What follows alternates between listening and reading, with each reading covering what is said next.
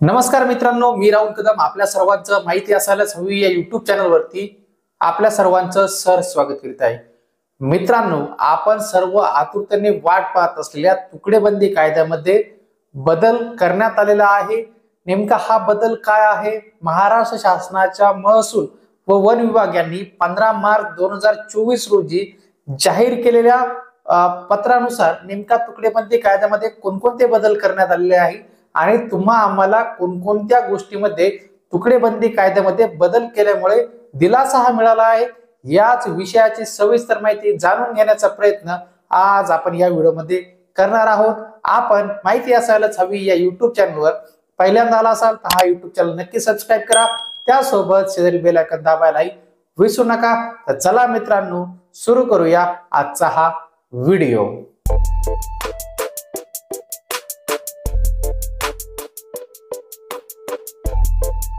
मित्रांनो, आता 1 ते 5 गुंठ्या जमिनीचीही खरेदी विक्री करता येणार आहे। तुकडेबंदी कायद्यात हा मोठा बदल झालेला असून राज्य सरकारने तुकडेबंदी कायद्यामध्ये मोठा बदल केलेला आहे। आता शेतकऱ्यांना 1 ते 5 गुंठा जमीन खरेदी विक्री करता येणार आहे। सध्या प्रचलित कायद्यानुसार बागायती क्षेत्रासाठी किमान 10 गुंठे तर जिरायती क्षेत्रासाठी किमान 20 गुंठे जमीन खरेदी विक्री ही करता येत होती। त्यापेक्षा कमी क्षेत्राची खरेदी करायची असेल तर त्यासाठी प्रांताधिकाऱ्यांची परवानगी लागत होती। दरम्यान या कायद्यामध्ये आता बदल करण्यात आलेला असून ज्या शेतकऱ्यांना शेत रस्ता, घरकुल किंवा विहिरीसाठी जागा हवी असेल अशा शेतकऱ्यांना जिल्हाधिकाऱ्यांच्या परवानगीने 1 ते 5 गुंठे क्षेत्राची खरेदी विक्री ही करता येणार आहे। त्यासाठी करावयाच्या अर्जाचा नमुना सुद्धा महसूल व वन विभागाने दिलेला असून त्यामध्ये खरेदीदाराचे आणि विक्री करणाऱ्याचे नाव, पत्ता, गट नंबर, विहिरीचा आकार, भूजल सर्वेक्षण यांचे ना हरकत प्रमाणपत्र व सहधारकाचे प्रमाणपत्र अशा गोष्टींचा समावेश असणार आहे। आता आपल्या हा अर्ज कसा करायचा, कोणकोणती कागदपत्रे लागणार आहेत या विषयाची सविस्तर माहिती देणारा व्हिडिओ आपण यापूर्वी बनवला आहे। तो व्हिडिओ जर आपण पाहिला नसेल तर तो आपण जाऊन पाहू शकता। त्याची लिंक आपल्याला आय बटनमध्ये आणि या व्हिडिओच्या डिस्क्रिप्शन बॉक्समध्ये देण्यात आलेली आहे। पुढे बघूया, ही जी काही मंजुरी असणार आहे ती 1 वर्षासाठीच असणार आहे। ती कशी ते बघूया।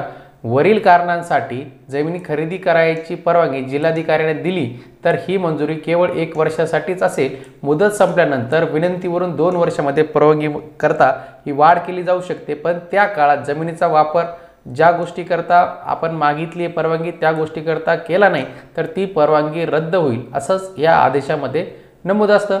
आता याकरता महत्त्वाच्या अटी शर्ती काय आहेत ते बघूया। विहिरीसाठी जागा हवी असल्यास त्यासाठी जिल्हाधिकारी यांच्याकडे अर्ज करायचा आहे। अर्जावर मंजुरी मिळवणे गरजेचे असून खरेदी करतेवेळी जिल्हाधिकाऱ्यांचा आदेश आपल्याला त्यासोबत जोडावा लागणार आहे। त्याचबरोबर विहीर खोदण्याची परवानगी, भूजल सर्वेक्षण हरकत प्रमाणपत्र, जमिनीचा भू निर्देशांकासह आपल्याला अर्ज करणं गरजेचं असणार आहे। घरकुल लाभार्थ्यास जमीन खरेदी करायची असल्यास त्यासाठी केवळ 1000 चौरस फूट जमिनींचे हस्तांतरण करण्यास परवानगी असणार आहे। त्याचबरोबर रस्त्यासाठी जागा हवी असल्यास लगतच्या रस्त्याचे जोडणीचा भूसहनिर्देशांकाचा अंतर्भाव असलेल्या तहसीलदारांचा अहवाल जिल्हाधिकारी मागवतील। त्यानंतर मंजुरी मिळालेले आणि खरेदीनंतर सातबाऱ्यावर इतर हक्कामध्ये या गोष्टीची नोंद केली जाणार आहे। म्हणजेच मित्रांनो, आपण ज्या काही ह्या 3 ते 4 गोष्टी आहेत, एक म्हणजे विहिरीसाठी जमीन जर खरेदी करायची असेल तर त्याला आता परवानगीचा मार्ग मोकळा झाला आहे। घरकुलाकरता 1 गुंठा जमीन खरेदी करायची असेल तर त्याकरता जमीन खरेदीचा मार्ग मोकळा झालेला आहे। त्यासोबत जर रस्त्यासाठी जर आपल्याला जागा हवी असेल तर त्यासाठी जमीन खरेदीचा मार्ग हा शासनाने मोकळा करून दिलेला आहे।